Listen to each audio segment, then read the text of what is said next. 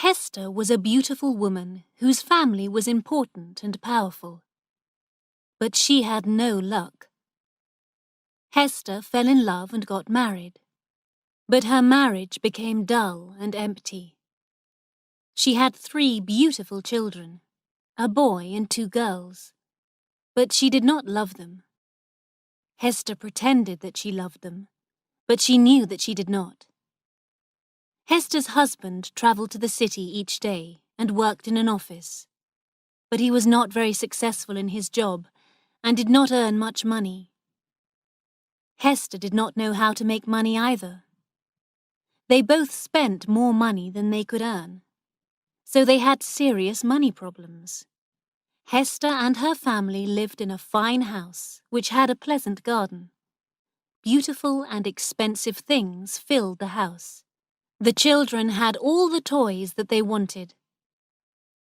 But sometimes it seemed that a voice was whispering in the house. The children could hear the voice all the time. Nobody spoke about it, but the whisper was everywhere. There must be more money. There must be more money. Hester's son was called Paul. "Mother," said Paul, "why don't we have our own car?" "Because we're the poor members of the family," she said. "But why are we poor, Mother?" asked Paul. When Hester replied, her voice was cold, hard, and angry. "Well," she said slowly, "it's because your father had no luck." "Is luck the same thing as money, Mother?" "No, Paul. Luck brings money. If you're lucky, you have money. That's why it's better to be born lucky than rich. If you're rich, you may lose your money. But if you're lucky, you will always get more money." "Oh," said Paul, "and is father not lucky?" "He's very unlucky, I think," said the mother bitterly. "Well," said Paul, "I'm a lucky person." "Excellent," said Hester, laughing. Paul saw that his mother did not believe him, and this made him angry. So the boy decided to try and find luck. Paul had a rocking horse in the nursery, the room where the children played. While his sisters played with their dolls, Paul sat on the big wooden rocking horse and rode it madly. Then he stood in front of it, staring into its face. Its red mouth was slightly open, and its big glass eyes were wide and bright. "Take me to the place where there is luck," he said to the horse. The horse could help him to find luck. That is what Paul believed. Sometimes he hit the horse on the neck to make it go faster. He rode it more and more wildly, hoping for luck. Paul's mother had a brother, Oscar Cresswell. One day, Paul's mother and Uncle Oscar came to the nursery when Paul was riding his horse. "Hello, young jockey," said Uncle Oscar. "Is your horse going to win its race?" Paul finished his mad ride and got down from the horse. "What's the horse's name?" asked Uncle Oscar. "He doesn't have just one name," said Paul quietly.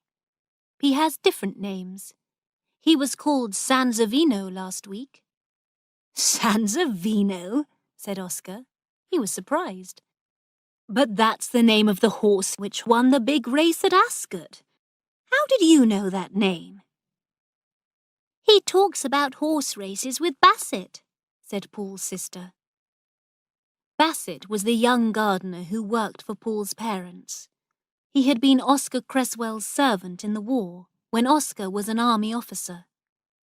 Bassett now worked in the garden of Paul's house. Bassett knew a lot about horse racing. Oscar was very pleased that Paul was becoming interested in horse racing too. He went to see Bassett to ask him a few questions about his nephew. Master Paul asks me a lot of questions about the races, sir, said Bassett. And does he ever make a bet? Asked Oscar. I don't want to tell you Master Paul's secrets, said Bassett. Please will you ask him that question yourself? Oscar took Paul for a ride in his car. Tell me, Paul, do you ever bet money on a horse? He asked. Do you think that I shouldn't? Asked Paul. No, said his uncle. I hoped that you could give me a tip for the next big race at Lincoln. What's your advice? Which horse is going to win? It's going to be Daffodil, said Paul.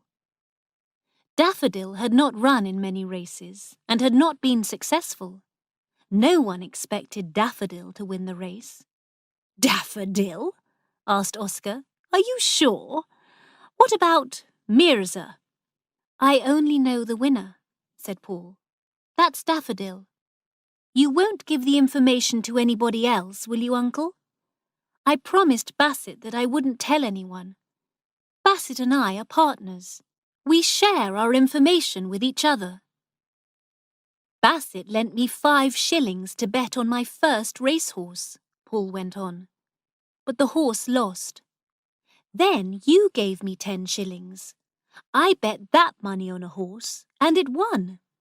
So I thought that you were lucky. But you won't tell anyone else, will you? All right, said Oscar. I'll keep your tip about Daffodil a secret. How much money are you going to bet on Daffodil? £300, said the boy in a serious voice. Oscar was very surprised. £300 was a huge amount of money. He laughed. Where is your £300? He asked. Bassett keeps it safely for me, the boy replied. And how much is Bassett betting on Daffodil? Perhaps £150, said Paul. Oscar was silent. He was very surprised, but he was also very interested. He decided to take Paul to the racecourse where Daffodil was racing.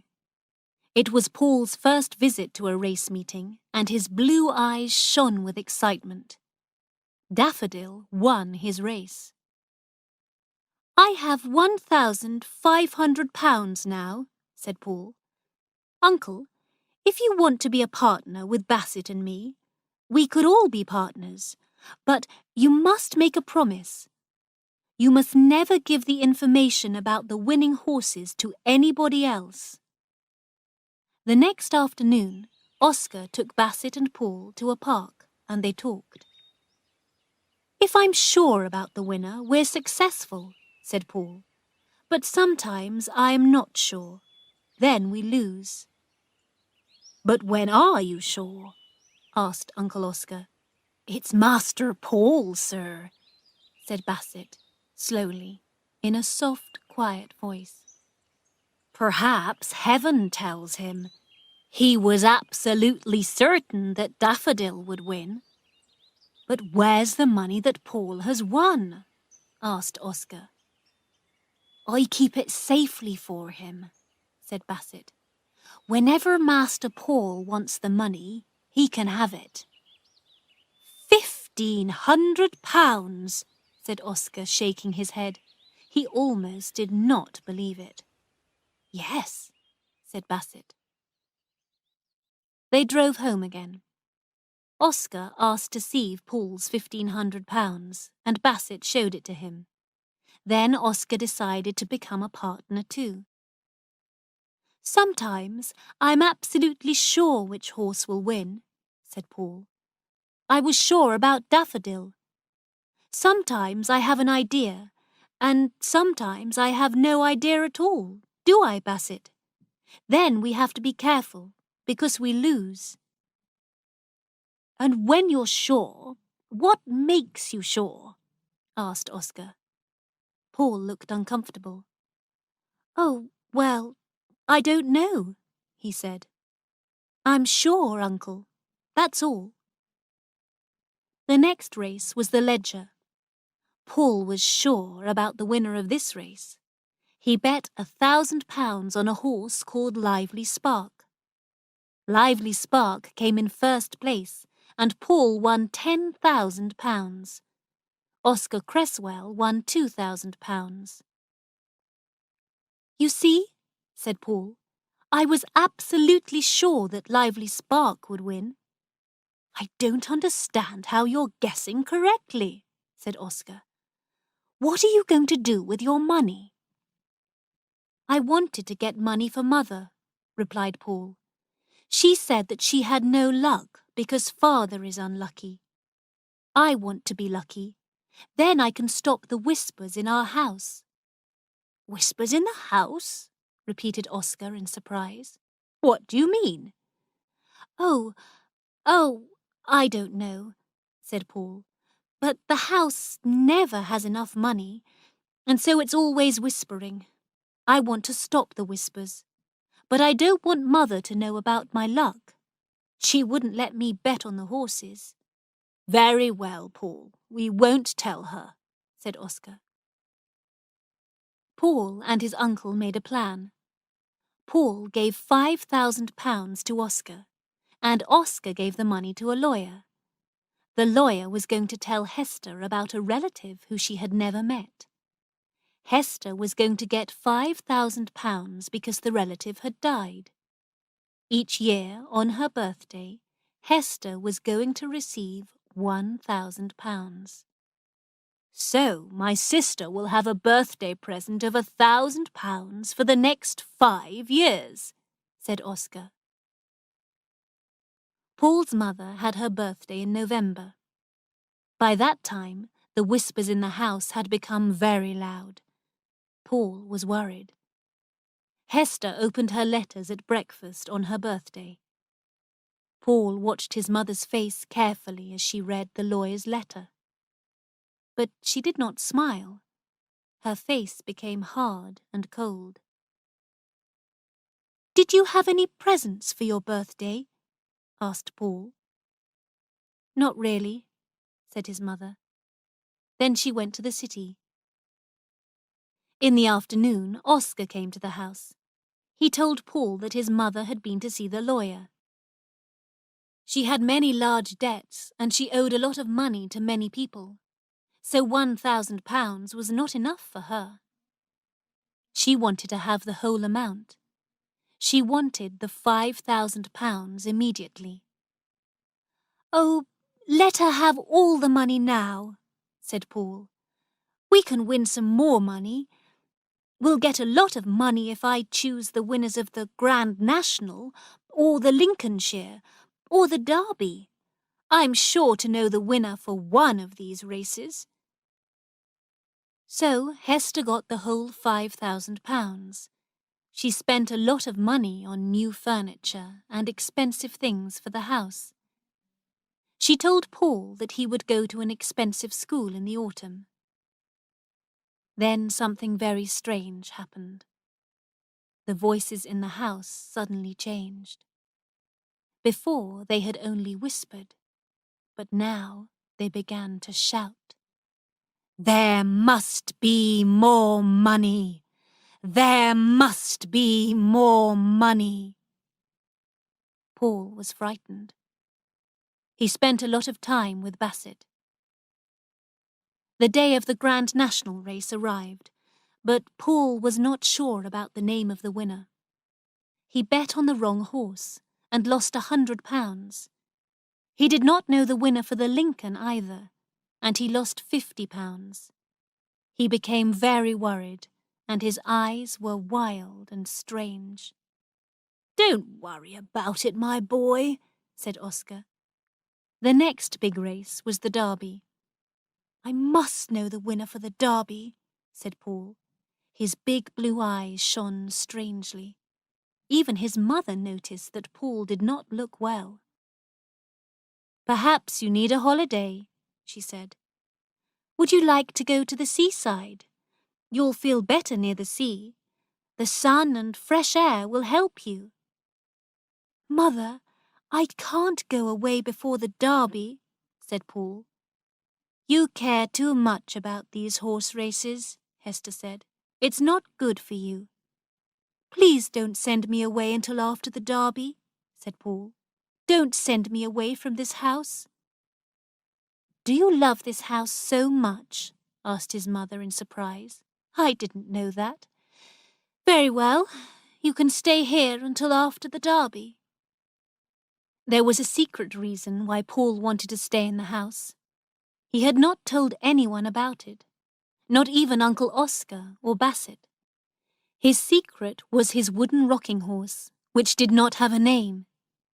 He asked for the horse to be moved to his bedroom. But aren't you too big for a rocking horse? Asked Hester. Well, I can't have a real horse of my own, Paul said, and the rocking horse is a good friend to me. The time for the Derby was getting near. Paul behaved more and more strangely. He became very thin, and his eyes were wild. His mother was worried about him. 2 nights before the Derby, Paul's mother and father were at a big party. Suddenly, his mother felt worried about Paul. She telephoned the house and spoke to the children's governess. Is Master Paul all right? Asked Hester. Oh, yes, Said the governess in surprise. he's fine. Paul's parents got home at about 1 o'clock. The house was very quiet. Hester went upstairs to her son's room. She stood outside Paul's bedroom door, listening. A strange noise was coming from inside the room. Hester's heart gave a jump and almost stopped. What was that noise? The strange, mad sound went on and on. Hester had heard the sound before, but she did not know what it was. Feeling very afraid, Hester slowly and carefully turned the handle of the door. The bedroom was dark, but near the window, she saw something moving wildly. She switched on the light and stared in fear and surprise. Her son was wearing his pajamas and riding on the wooden horse. Paul, she cried, what are you doing? It's Malabar! The boy screamed in a loud, strange voice. It's Malabar! He stared at his mother, his eyes shining with a strange fire. Then he stopped the horse and fell down onto the floor. Hester ran to Paul, picked him up, and took him to his bed. His body was hot, and he was very weak. He talked all the time in a wild, mad way. Malabar! It's Malabar! He shouted. Bassett! Bassett, I know! It's Malabar! Who or what is Malabar? Hester asked her brother later. What does he mean? Her heart felt as dead as a stone. It's the name of a racehorse, said Oscar. Malabar is running in the Derby. Paul was very ill, but Oscar bet £1,000 on Malabar. On the 3rd day of Paul's illness, his mother sat by his bed. Paul was not asleep, and he was not awake. His eyes stared ahead, but saw nothing. They were like blue stones. His mother's heart felt like a stone, too.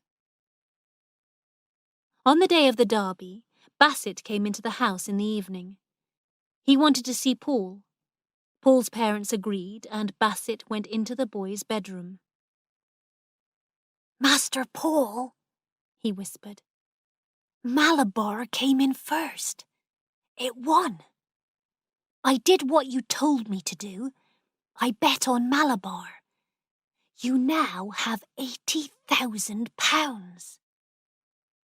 Paul was very excited.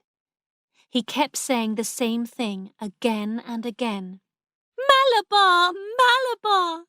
Do you think I'm lucky, Mother? I knew Malabar, didn't I? £80,000. That's lucky, isn't it, Mother? If I can ride my rocking horse, then I can be sure of the winner. Mother, did I ever tell you? I am lucky." "No, you never told me," said his mother. Later in the night, Paul died. "My God," said Oscar Cresswell to his sister. "You've got £80,000, but you've lost your son. Perhaps it's good that he's dead. Now Paul is at peace.